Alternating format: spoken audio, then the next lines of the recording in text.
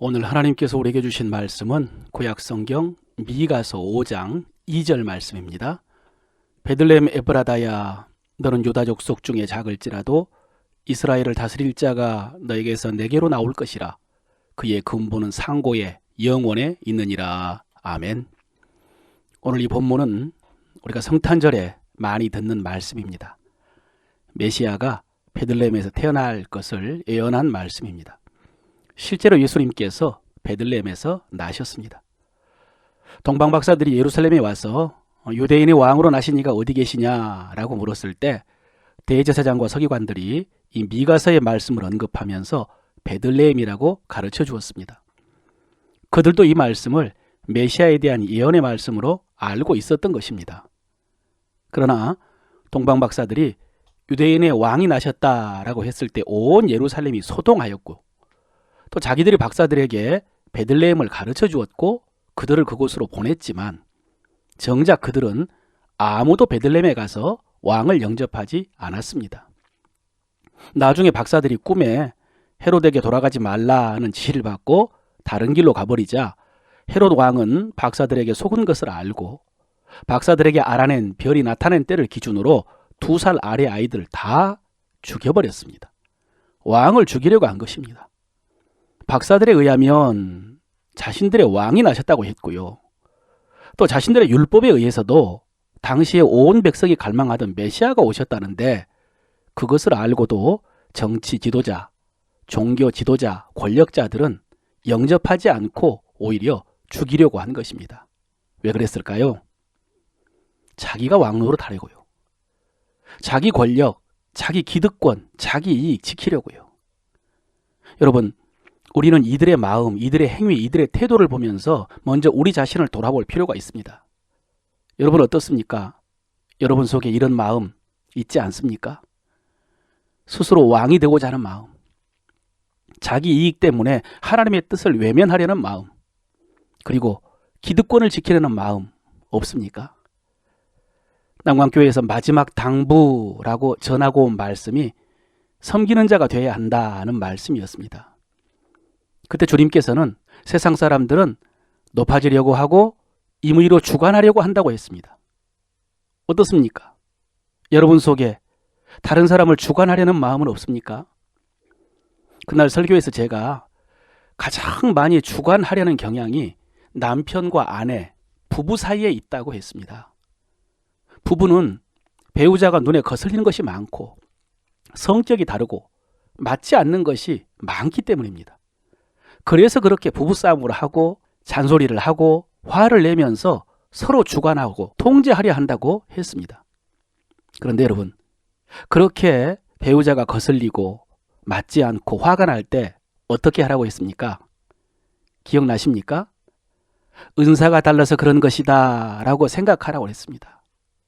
나에게 성령께서 주신 은사가 있어서 배우자가 그렇게 거슬러 보이는 것이라고, 내 성질 때문만은 아니라고. 그리고 상대방에게도 내 눈에 거슬리는 면만 있는 것이 아니라 성령께서 주신 신적인 능력이 있다는 사실을 인정해야 한다고. 쉽게 말해서 단점만 있는 것이 아니라 장점도 있다는 것을 인정해야 한다는 것이죠. 이렇게만 해도 일방적으로 판단하지 않고 우리 관계에 여유가 생길 것입니다.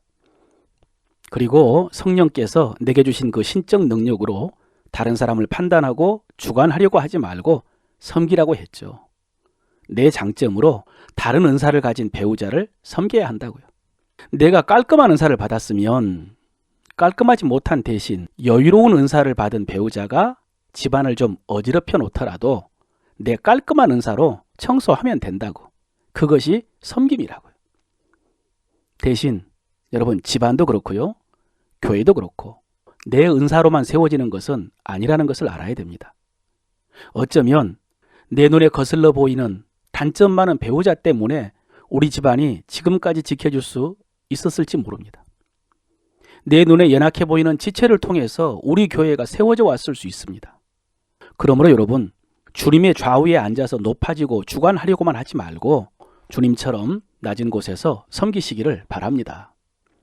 이제 오늘 본문을 살펴보면 오늘 본문에서 가장 강조하고 있는 말씀이 작다는 말씀입니다.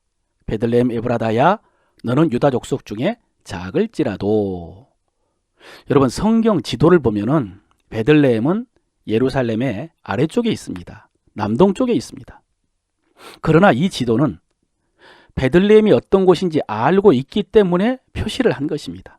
또 오늘날의 규모로 표시한 것이죠. 사실 당시 마을의 규모로 보면은 베들레헴은 지도에 표시할 수 없을 정도로 작은 마을이었습니다. 여호수아 15장에 보면은 유다 지파가 제비 뽑은 지역이 나옵니다. 그리고 그 안에 성읍들이 한 100여 개 정도 언급이 되는데 그 100개의 성읍들 중에 베들레헴은 없습니다. 당시 베들레헴이 그렇게 작았다는 것입니다. 여러분 제 고향을 말하면 실감이 날 것 같습니다. 전라남도 지도에 있죠. 지금 여수시, 예전에 여천군의 지도에 있습니다. 율천면도 있을 것입니다. 월산리, 축척이 좋은 지도에 월산리도 있죠. 그러나 죽현마을, 제가 태어난 곳입니다. 죽현마을은 지도에 없습니다. 베들레헴은 그런 곳이었습니다. 또 여러분 성경 각주 1번 족속이라는 단어에 보면은 아래쪽에 천천이라고 되어 있을 것입니다. 유다 족속이 천천이라는 뜻입니다. 그래서 이 말씀을 문자적으로 보면은 유다의 1000개의 마을 중에 가장 작다는 의미입니다. 그렇게 작은 마을이 베들레헴입니다. 그런데 여러분 지금 미가 선지자가 베들레헴이 이렇게 작은 마을이다라는 것을 강조하는 이유가 뭘까요? 무슨 말씀을 하려고요? 이 말씀이 단지 메시아가 태어날 장소를 가르쳐주는 말씀이 아니죠. 베들레헴 에브라다야 너는 유다 족속 중에 작을지라도 어떡하라는 것입니까? 실망하지 말라는 것이죠.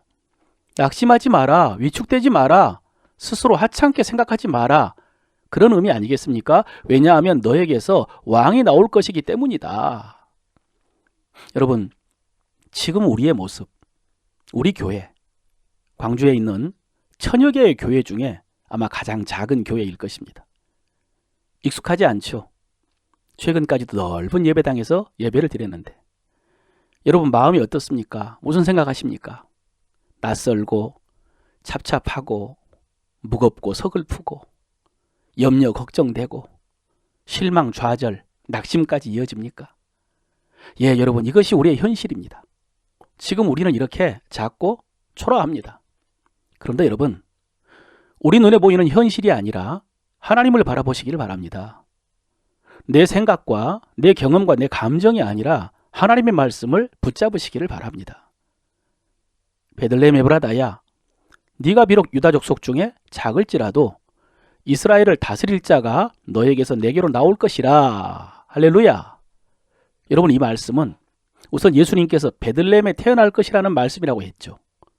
그런데 이 말씀이 오늘 우리에게는 어떤 말씀일까요? 어떤 의미가 있을까요? 이게 중요하죠. 우리 교회에 주신 첫 번째 말씀입니다. 새해 우리에게 주신 첫 번째 말씀입니다. 이스라엘을 다스릴 자가 너에게서 내게로 나올 것이다. 이 말씀이 어떤 의미가 있느냐? 여러분 지금 우리가 이렇게 작은 교회지만은 우리 교회에서 큰 인물이 배출된다는 그런 의미일까요? 지금은 우리가 이렇게 작지만 앞으로는 교회가 커지고 유명해질 것이라는 그런 의미일까요? 그렇게 되는 것도 좋지요. 나쁘지 않습니다. 그러나 여러분 더 중요하고 더 분명한 것은 이스라엘을 다스릴 자입니다. 예수님이 이스라엘의 왕이시라는 것, 예수님이 만왕의 왕이시라는 것입니다. 그래서 유다 족속 중에 가장 작은 베들레헴에서 왕이 나신 것처럼 광주에서 가장 작은 우리 교회에서 큰 인물이 나오는 것이 중요한 것이 아니라 우리가 비록 작은 교회일지라도 예수님이 왕이시라는 것이 중요하다는 것이죠. 여러분 그렇습니다. 우리 교회가 작아도요 예수님이 왕이시면 됩니다. 우리 교회가 작아도 예수님을 왕으로 인정하고 왕 되신 주님을 예배하고 왕이신 주님께 순종하고 충성하는 교회가 되는 것이 중요합니다. 오늘 말씀이 바로 이런 의미입니다.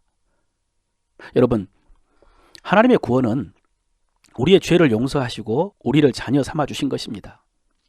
그러나 더 거시적으로 보면은 예수님이 마귀를 이기신 것입니다. 그래서 그전에는 마귀가 왕노로 됐는데 이제는 주님이 왕이 되신 것입니다. 이것을 신학적인 용어로 하나님의 나라라고 합니다. 하나님이 다스리는 나라, 하나님이 왕이신 나라. 여러분, 이 하나님의 나라는 우리 신앙의 개념 중에 가장 상위에 있는 개념입니다. 가장 수준 높은 개념입니다. 예수님께서 공생애를 시작하시면서 외치신 첫 번째 말씀이 회개하라, 하나님의 나라가 가까이 왔다는 말씀이었습니다. 예수님께서 십자가를 지시고 이루시는 것이 결국 하나님 나라를 회복하신 일이었고요. 예수님께서 승천하시면서 남기신 마지막 명령이 하나님의 나라를 전파하라는 말씀이었습니다. 그래서 지금 우리의 신앙생활은, 우리의 교회 생활은 하나님의 나라를 세우는 일이어야 됩니다. 여러분, 예전에 교회 사명선언서 기억하십니까? 예수 그리스도의 복음으로 구원받은 성도들이 예배와 교제와 봉사를 통해서 이 땅에 하나님의 나라를 세워간다 그랬습니다. 우리가 매일 새벽 기도회 때 들었던 기도문의 첫 번째 기도, 자비로우신 하나님, 오늘도 예수 그리스도의 복음으로 구원받은 성도들이 예배와 교제와 봉사를 통해서 이 땅에 하나님의 나라를 세워가게 하소서. 아멘. 예, 하나님의 나라를 세워간다. 하나님의 나라를 세워가게 하소서. 여러분, 그렇습니다. 그래서 우리 교회는 계속해서 이 하나님의 나라를 세워가야 합니다. 이것이 가장 중요합니다. 여기서 하나님의 나라는 예수님께서 마귀의 권세를 이기고 이루신 나라라고 했습니다. 그래서 우리는 마귀의 역사가 무너지고 떠나가는 것을 체험하게 될 것입니다. 그리고 우리가 마귀의 역사를 무너뜨리고 하나님의 역사를 이루어야 됩니다. 먼저 우리의 심령 속에서, 내 마음 속에서 순간순간 역사하는 마귀의 역사를 몰아내야 됩니다. 여러분, 실제로 우리가 하루에도 몇 번씩 마귀에게 마음 빼앗기지 않습니까? 그래서 하나님의 말씀에 제대로 순종하지도 못하고 사랑하는 사람들을 힘들게 하지 않습니까? 마귀에게 마음이 빼앗겨서 그렇습니다. 이 마귀의 역사를 예수의 이름으로 몰아내야 됩니다. 그래서 내 마음에 하나님의 나라가 이루어져야 합니다. 그리고 우리의 가정에 아직도 역사하는 마귀의 역사를 몰아내야 됩니다. 여러분, 우리 가정은 마귀의 역사가 가장 많이 나타나는 곳입니다. 왜냐하면 사랑하기 때문에, 그러나 상처가 많기 때문에, 그래서 집착하기 때문에. 이렇게 가정은 다른 사람들은 알지 못하고 다른 사람에게 말할 수 없는 상처와 아픔이 많은 곳인데, 이런 마귀의 역사를 몰아내고 하나님이 다스리시는, 하나님이 역사하시는 가정을 만들어야 되죠. 또 우리 주변 사람들에게 역사하는 마귀의 역사를 무너뜨려야 됩니다. 마귀가 사람들의 마음을 혼미하게 해서 복음의 광채가 비치지 못하게 한다라고 했는데, 우리가 그 마귀의 권세를 물리치고 복음의 광채가 비치게 해야 합니다. 이렇게 해서 여러분, 우리는 평안하고 건강하고 풍성하게 신앙생활을 하게 될 것입니다. 주님의 왕되심, 하나님의 나라가 능력으로 이루어지는 것을 보게 될 것입니다.